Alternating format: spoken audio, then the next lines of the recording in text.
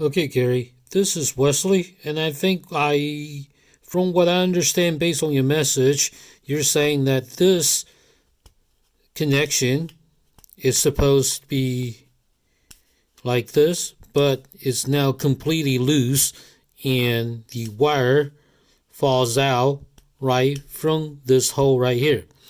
The only remedy that I can think of is to get yourself a scotch tape like this. Take the scotch tape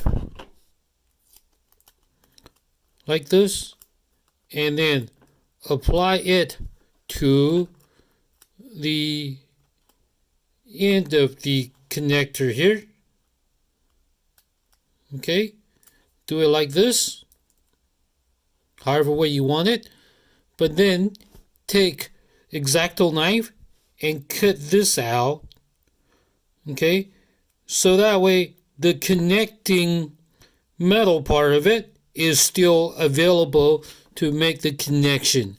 However, the scotch tape will increase the thickness of the head so that way it will stay in and it won't fall out. Okay, that's the only solution I can think of. I think this will fix your problem. So that's the problem. If not, then let me know.